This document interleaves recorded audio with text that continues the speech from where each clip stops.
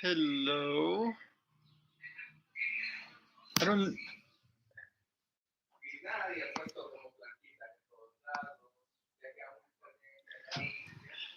Um.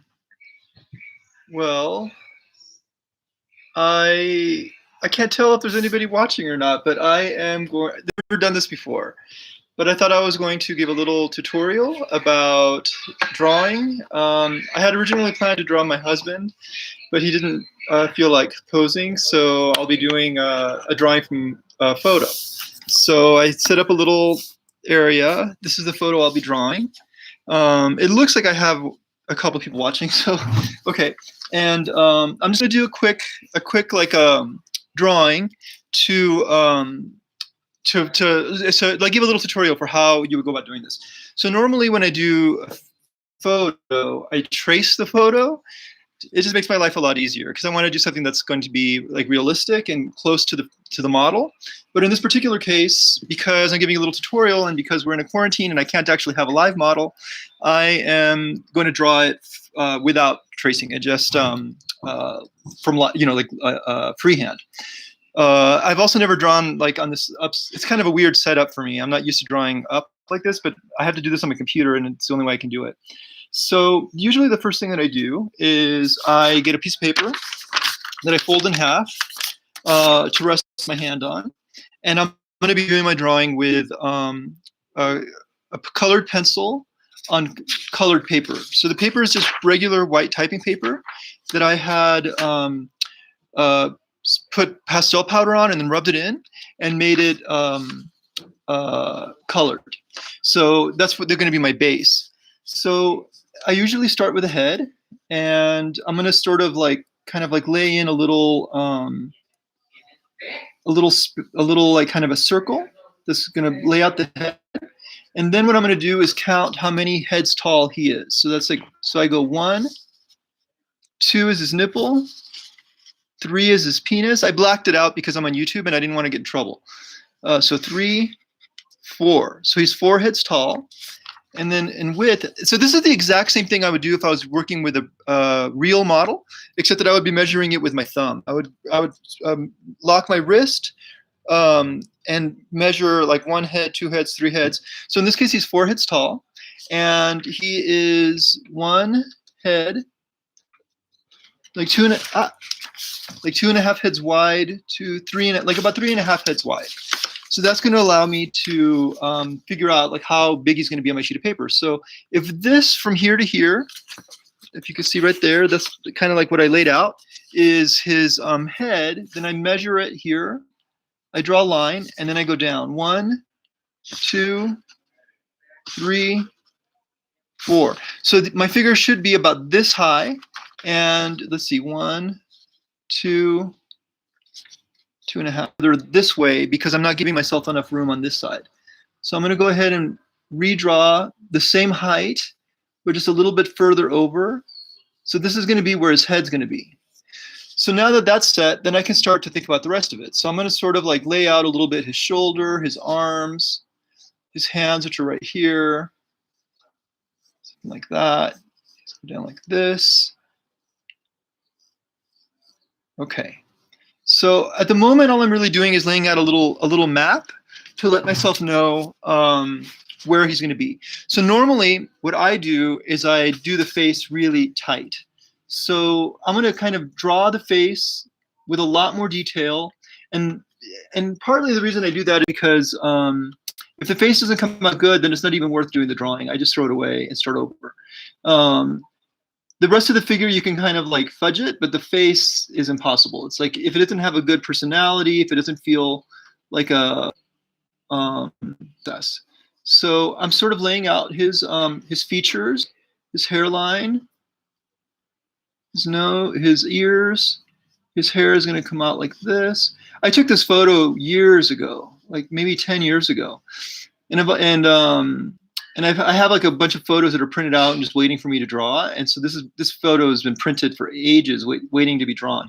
So what I've done here is I laid out his head. So as you can see, it's a sort of a really light drawing.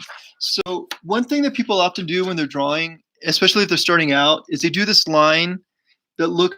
What you want to do when you're doing a drawing is show confidence. So it's like lines are long, flowing lines. And what I don't do is go back and kind of redraw the line that I was already drawing. I want it to be like this flowing line, and I want it to be really light. When I start out the drawing, it needs to be really thin and light lines so that I can change my mind and go back later. With this technique, I can't erase. Or rather, I can, but the reason I paint it with pastel is because when I erase, I'm going to put it on the very bottom where I know I'm going to cut it off. It makes the paper white, as you can see right there. So right there. So this, I'm going to use my eraser to give me my highlights on my drawing. So anyway, so I'm going to go back to my face and sort of like lay it in a little bit darker. I like the way I had laid it out. I'm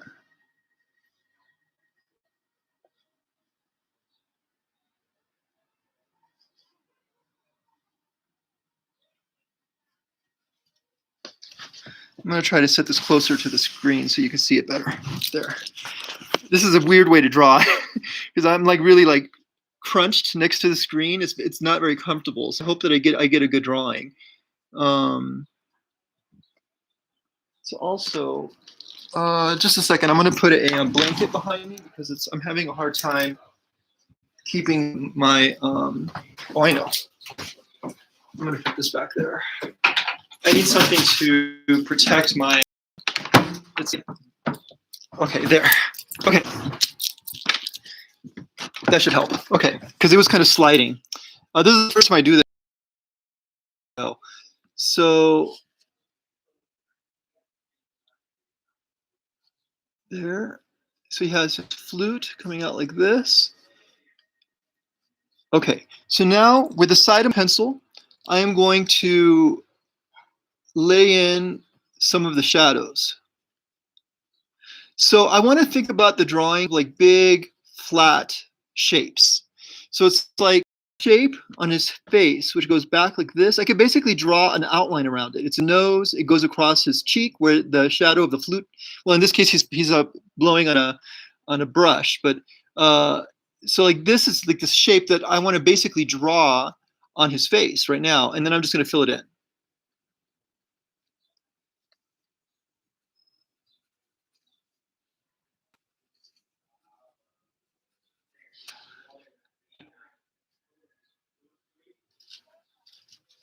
Okay, so that basically gives me the first, I'm going to give a little bit of shadow for where he's kind of like his cheeks puffed out from blowing on the flute. Okay, so that gives me the basic form of his face. So now I feel confident that I'm going to like the way his face looks. So I'm going to go ahead and start working more on his body. So so there's his ear. So I want to measure everything across his whole figure. So it's like I want to make sure that the relationship of this space right here it's like if I measure it with my piece of paper, for example, from his sideburns to his face is that much. And I mark it with a pencil. And then when I go back, it's almost the same as from there to the back of his hair. So I can do the same on my drawing. If the sideburn is here, the edge of his face is here, the back of his hair is going to be right there. So I was right. But I do that like constantly while I'm drawing. It's like I want to like kind of like lay out. I don't like his hair. It's like I don't really like the shape it has. It's kind of boring. So I'm going to give him a different haircut than what he actually has in the drawing. But for now, that's an accurate indication of the proportions of his head. So now I am going to work on his shoulders. And I'm also going to take the measurement again of his face just to make sure that I'm not doing anything wrong. So if it goes from here to here, his nipple is going to be right there where I'm putting this point, right above his penis, right there. And then right here was near the bottom of his knee. So I don't want to forget that. And I'm going to measure one more time just to be sure that I'm right. Let's see here. So from here to here, let's see, when I go down, that's his nipple. Right above, like somewhere above his penis, but right here where his leg meets. And then I go down and that's like somewhere above his knee. So I was right. So, so that means if I drop a plumb line down to his nipple, it's directly below his eye. So this right here is his nipple. There's nothing that's not going to move. That's not going to go anywhere else. That's where that is. So that helps me to decide where the rest of his figure is going to be. So it's like the arm is going to be here. If I look at the photo, it's almost in the middle between the back of his arm and his elbow. So then I'm underneath his mouth. So I'm going to draw that.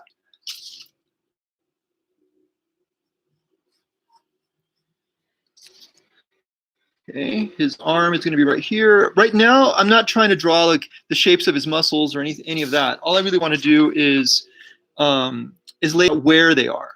So his hand, if I look at here, the tops of his fingers are even with his hairline. So that was pretty much right the way I drawn it the first time. So that's going to be, here's going to be this part of his hand. Then I'm going to go up to his fingers like that. That was right.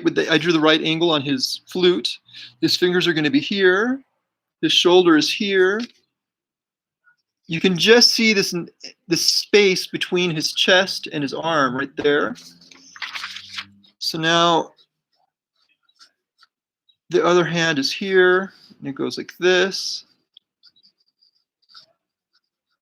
Okay, so that gives me the shape of the upper part of his body. So now, this point right here was basically where the top of the marker was. So his pubic hair is basically like right there. So it's just a little bit above that. So if I drop my line straight down again, that's like basically the base of his penis. So that's going to be here, the base of his penis. So that's going to be, okay. So his chest starts, it's like a line continues from his chest right here down. This comes in like this. His belly button's going to be right around there. His penis is going to come out here. I had decided earlier that this point of his leg matches this point right here. So this leg is going to come out right there. This beautiful line on his hip is like about here. So if this is going to come in like this comes in like this. This is his hip and butt. His leg is right here. His penis is right here. His foot is right here. And this is going to come back about there. So as you can see, it's like the figure is starting to get more form as I go based on taking all of these measurements. It's like measurements, like what's like this plumb line that falls down the middle with the nipple at the center, that's telling me one. The height of heads is telling me another. I can do things like measure how long his foot is in relationship to his head, and that'll tell me like how big his foot is. It's like it's about measuring constantly. So I'm feeling comfortable about the layout that I have so far. So I'm going to go back to his head because I almost always finish the head completely. So I'm going to come back up here, and I use this sheet to measure and also to keep from ruining my drawing with fingerprints. And I'm going to start like really putting it in a lot darker.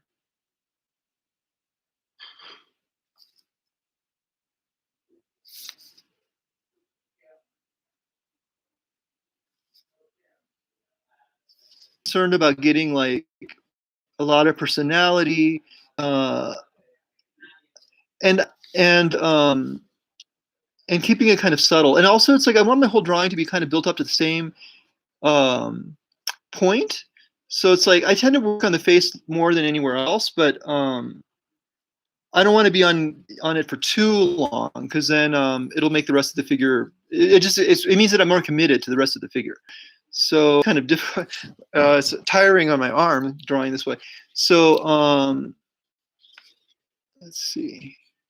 So I use the side of my pencil to get like these softer over back in for it's harder here. The shadow's darker. The shadow's darker near the nose, right here near the inside of the eye. So I'm going to use the point of my pencil to kind of like draw these little patterns, lines to indicate the shadow core and where it's darker.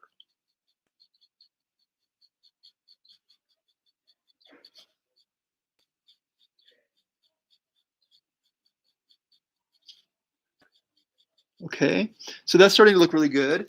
And then I'm going to grab my eraser, which is right here. It's a kneaded eraser. There it is. And because of the technique that I use, I'm going to erase it out. So I would recommend, if you want to do a technique that looks something like this, either to do the same thing and put pastel powder on a sheet of white paper, or to draw on gray or blue or green paper, like a mid-tone paper, and then use a white pastel. So I'm going to scoot this up a little bit so you can see it better.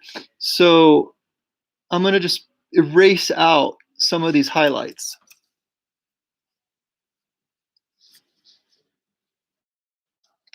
So I'm just doing it kind of carefully, and I don't want to erase them all out because the point of having this color paper is to keep a midtone.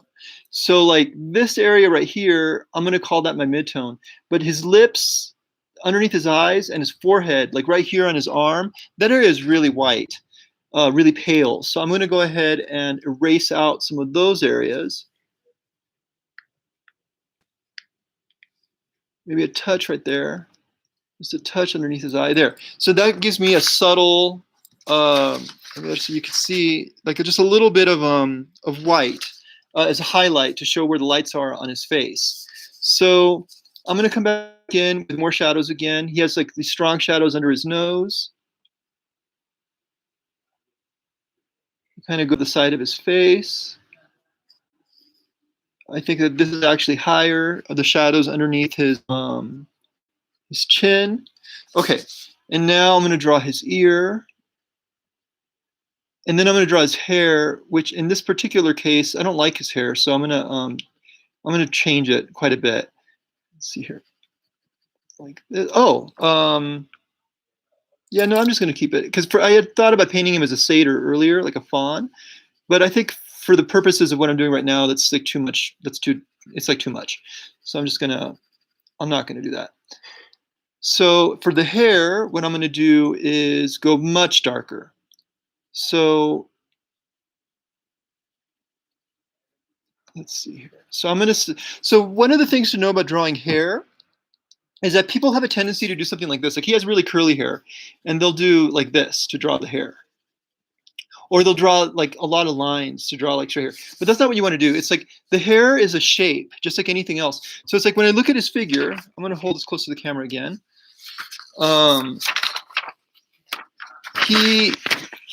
It's like really dark back here in the shadow side of his head. And right here, it's light. This is the where the light is hitting. So I'm going to do the exact same thing when I draw it. I'm not going to think about the texture of his hair at all at first. All I'm going to think about is the shapes of his hair. So there's like a line, like a flat line that goes like this, and like that. So I usually try to avoid drawing hair unless I have like an afro, like a real afro, and it's like a big round ball or something like that. It's like I try to simplify hair into lines because it'll help give me like it helps me to understand like the length of this line in relationship to this one, and it makes it a more dynamic shape as opposed to the sort of like amorphous circular thing. So I'm getting the line of the paper underneath. I can move this to the side. So I'm gonna like much darker. I'm gonna come in along these lines that I had more or less drawn that are similar to the lines on his in the photo. And I'm going to just throw in a really dark shadow all over that, like all at once. And now I'm going to do something different, which is I like to make drawings in 3 colors. So it's like I'm using a brown colored pencil, the white of the paper, the yellow of the white of the paper itself, the yellow of the pastel, and then graphite pencil, which is in my case, I usually use 6B because it's a nice, it's not too hard or too soft. It's like it's kind of dark, but still allows me to erase and be a little bit malleable. And I'm going to come back in and put in some of the details of his eyelashes, eyebrows, just a little bit of touch of black on his face, and I'm going to put this black all over his hair, on top of the brown that I had already put in. I want to distinguish the hair from his flesh. There. So that's the base, and now I'm going to go ahead and darken it according to the shadows that I see on the original figure. So In this case, I am going to do a little bit what I said here of this kind of like squiggly line, but I'm doing it within the shape of what's going on here. So it's like that line will help to indicate that his hair is curly. I don't want it to be too repetitive. Like I don't want to draw this. You know, it's like it needs to be kind of like a little unpredictable, the line that you're drawing. I'm gonna like come out a little bit on the edge, just have like texture on his hair. And right now I'm drawing the shadow side of his hair. Oh, this is really tiring on my arm because it's like floating in this air and I'm not used to drawing that way. Okay.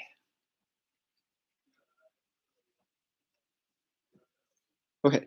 So I'm just about to the edge of where the shadow on his hair was. So as you can tell, it's like I've kind of obscured a little bit these lines that I had originally indicated, but they're still there. I'm kind of there. It's what's giving his hair a form and shape. So now up here, I'm going to do it more gently, like I'm giving like some texture to the edge of his hair. And I'm going to do, there's a little bit of darker shape here, so I'm going to stick with that. Okay, and I'm going to sharpen my pencil. Where is my? Here it is. I have an ashtray for my pencil, my pencil filings.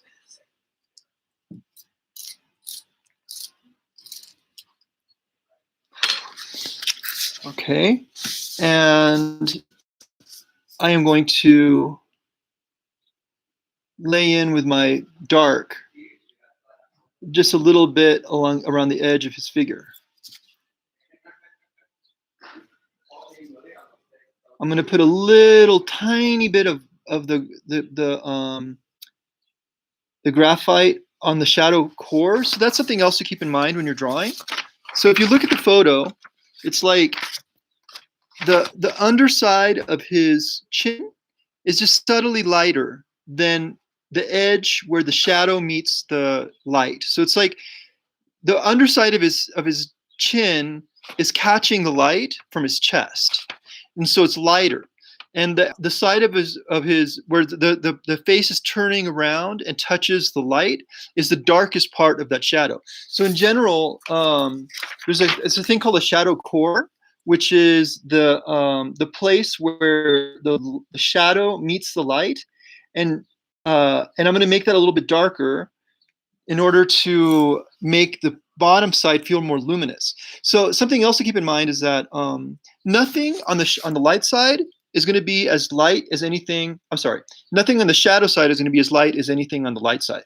So you just need to make sure you keep them separate, and that the shadows stay shadows. That you don't lighten them too much. So I'm going to go ahead and draw. I'm going to start like laying out the outlines of his arms because I feel pretty confident that I drew them well. So I'm still doing it kind of light, but not as light as I had been earlier. Now at this point, it's I can start thinking about his muscles, because like earlier I just drew a straight line, but now I'm going to draw like the shape of that muscle. So it goes all the way back to here. This comes in like this, like that. This muscle comes around like this. It's kind of flat on the top of his back.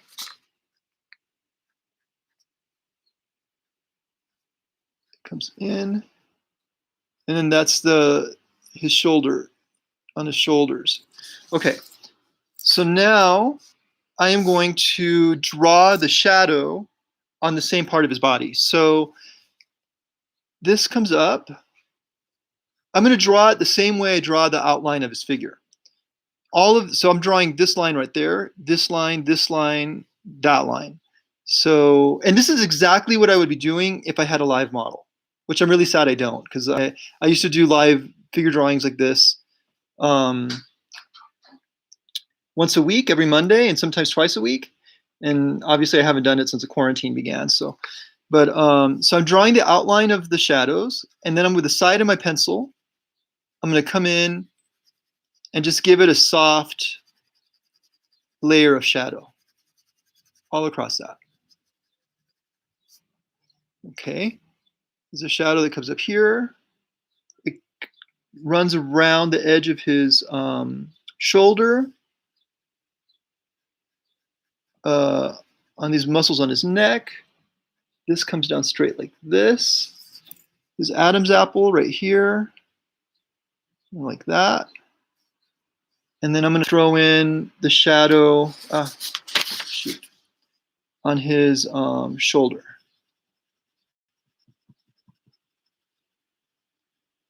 There. So that gives me the basic layout for his shoulders right there.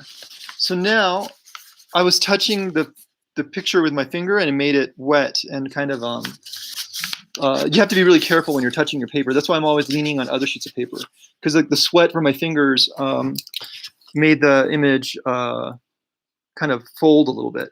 Okay, so now I'm going to come in again and I'm going to start thinking about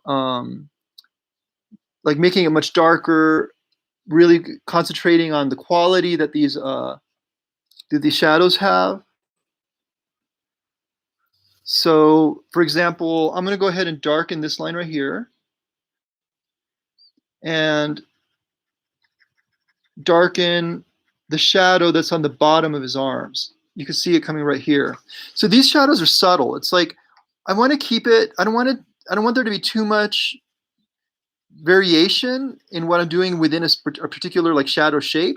So it's like nothing in here is going to be as light as anything here. Like this is all dark compared to this. Like this is a shape, like you could cut it out of a puzzle. So this needs to stay on the light side and this needs to stay on the dark side. So like when I laid in my initial shadows, that was a way of making sure that I stay inside of that range of value of light to dark.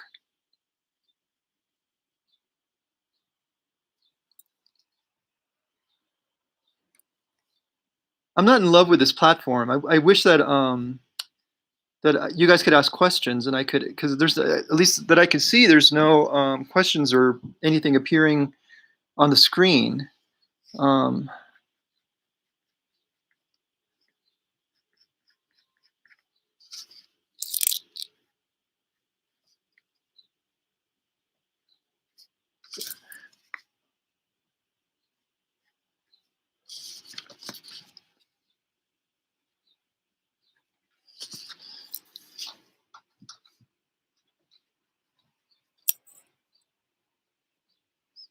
So now I'm doing like the subtle shadows on his neck, around his Adam's apple. There's like a little bit of shadow right there. The darkest shadow is right here, in the hollow of his shoulders, under his neck. So I'm going to do that.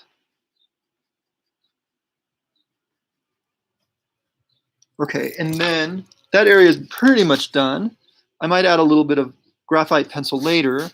And now I'm going to add the highlights on his chest and neck and shoulders.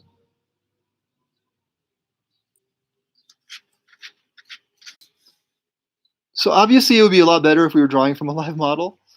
The thing about photos is that they're kind of flat, and then obviously the model isn't moving, and I feel like the movement of the model adds to the drawing. It adds a little bit of like, because you can never draw what you're actually seeing, because what you're seeing is always changing and moving, and it adds dynamism to the drawing. Whereas when you're drawing from a photo, it's inherently just a little bit. I'm going to try to turn this more towards you guys. It's just inherently a little bit more flat and less interesting. I think the drawings that I make with photos are less interesting than the drawings I make with live models. Although obviously the advantage is that you could hold really difficult poses. Like this would be a hard pose for a model to have their arms up in the air like this. Okay, so I should probably explain my hands. Hands are the same as anything else. So what I do when I draw a hand is I don't draw the individual fingers. I should have explained that earlier. I draw shapes. So it's like there's a shape right here, and there's a shape right here. So I drew the shape of the palm of his hand, which is kind of a trapezoid. There's like a line in the bottom, and it's like a box that's wider on the top. And then I drew the triangle of his fingers. And after I drew that, I drew in the lines that indicate the individual fingers inside of that. So once I do that, then I can come back in. I'm actually going to go ahead and erase some of these highlights because I already had put in some shadows and I'm confusing myself. There. Okay, so now I can draw the shadows the exact same way that I had done it earlier. So like there's going to be one there,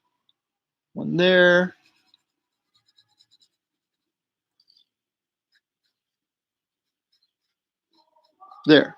So, but all I really did was draw these like basic shapes. It's like a triangle on the top, a little square on the bottom, and lines for the fingers, and basically that was it. That's all I needed. So I'll show it to you from close up. So that it's just like a very like clean, simple graphic way to draw a hand. Granted, that hand is easy to draw because the fingers are all together. At some point, I'll draw a more complicated hand. Well, these fingers already are more difficult. So, but it's the same thing. So it's like when I look at it, there's a line that goes like this, a line that goes like that, and a line that comes in.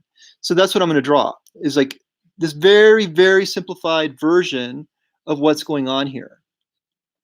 So the fingers need to be inside that line. So there's one finger here. It's kind of a circle. There's one finger that's doing this, one finger doing this, and then the last finger is on top of the flute, and it's back there like that. So then I can kind of come in and draw the lines on the inside of the fingers. So I need to, my pencil is getting, oh, I lost my, oh, I lost my pencil sharpener. Oh dear. Sorry, you guys, I can't find my pencil sharpener oh, there it is. Okay. So I need to keep my pencil sharp, especially for these kinds of details. There. Okay.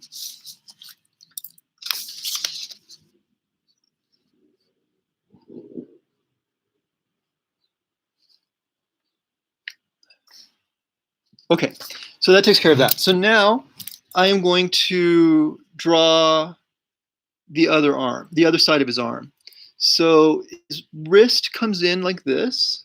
I'm going to put this back next to it. Oh man, this is hurting. Okay, so I already drew something. I was about to draw something bad. If I look at it, you want to look at the negative shapes too. So it's like this triangle between his elbow and his hand is something that I should be paying attention to. So it's like it comes out like this, and it comes in like this. Like I already drew something wrong because this is higher and mine is going in. So like that's clearly a mistake on my part, but it's too late to fix it. But it's okay. I can kind of fake it. So it's like this is his wrist. This is coming in like this. This is coming out like this. This comes out like this. There's a line right there on the edge of his elbow. There. Now I'm going to lay in the drawing for man, my arm is really hurting. For the shadow. Okay, so I'll show that to you from close, and that's where the figure is headed so far. So I think I'm gonna end for today. I could do more, but my this setup isn't really working very well. My arm is dying. It's like because I'm drawing the entire time with my wrist up.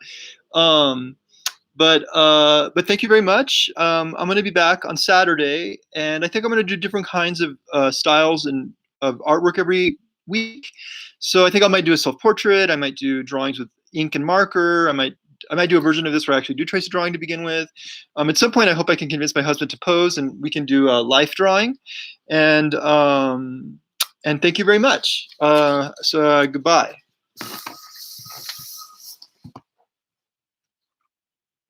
End stream.